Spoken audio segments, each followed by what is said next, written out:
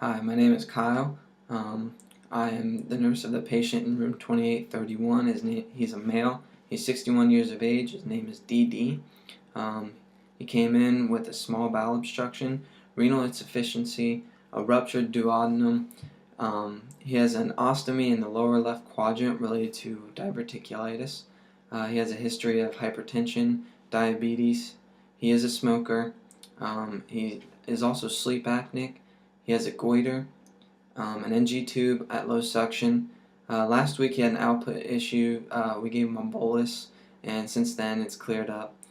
He's on IV at 250 milliliters per hour at 0.9 normal saline.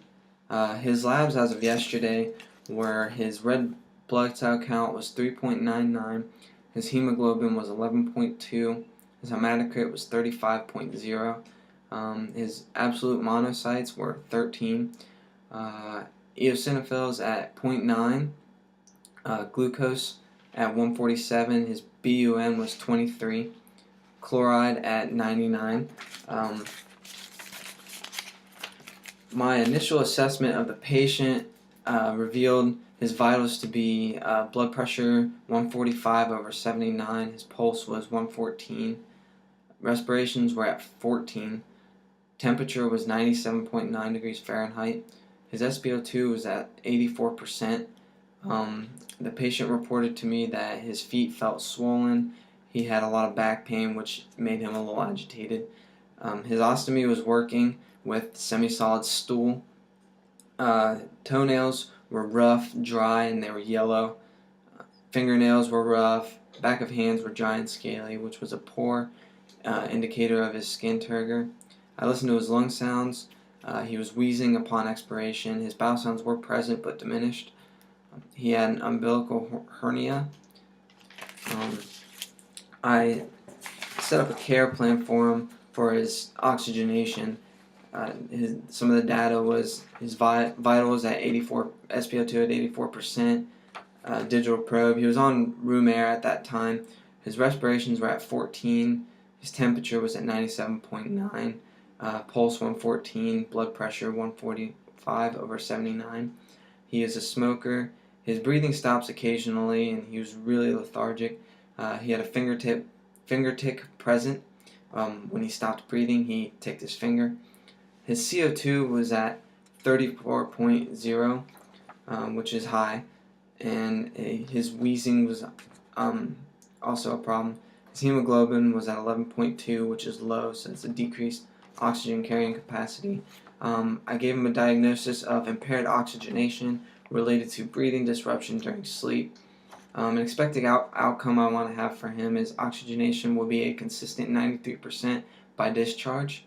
Some interventions, continuous monitoring of his SpO2.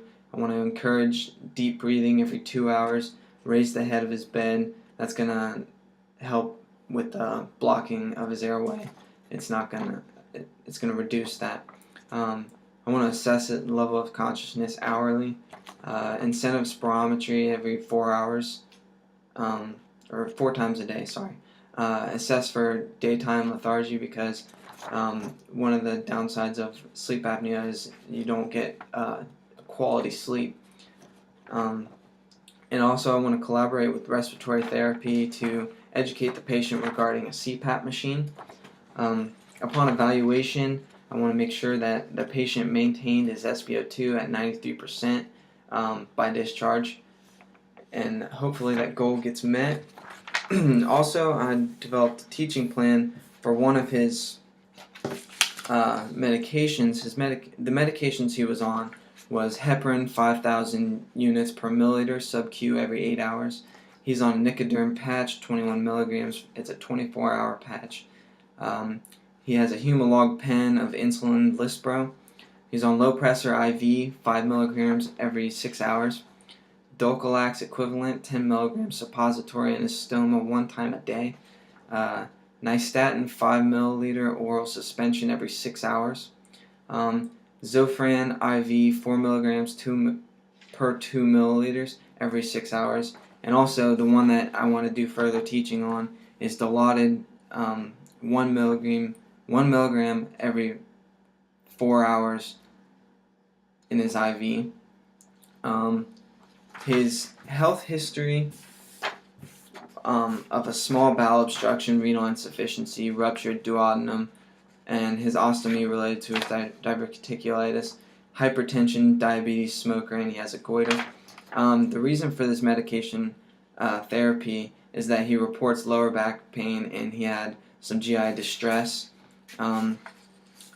My concerns for these are that Dilaudid one of the side effects is constipation and drowsiness, mental clouding, and orthostatic hypotension, nausea, and adverse effects are tachycardia, which is heart rate at over 100 beats per minute, urinary detention, some dependence he might develop with extended use, and also respiratory depression and vomiting. We don't want any of this to happen because he is sleep apneic and he does have a small bowel obstruction. Some of the teaching, we want to explain the therapeutic value before administering it. Dilaudid should be discontinued gradually to prevent withdrawal.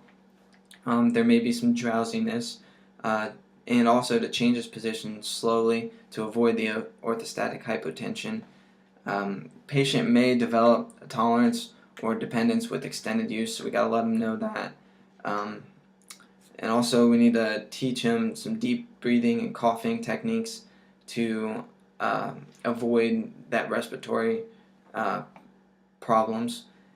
Also, we need to include his support systems, aka his wife, to educate her about the medication as well.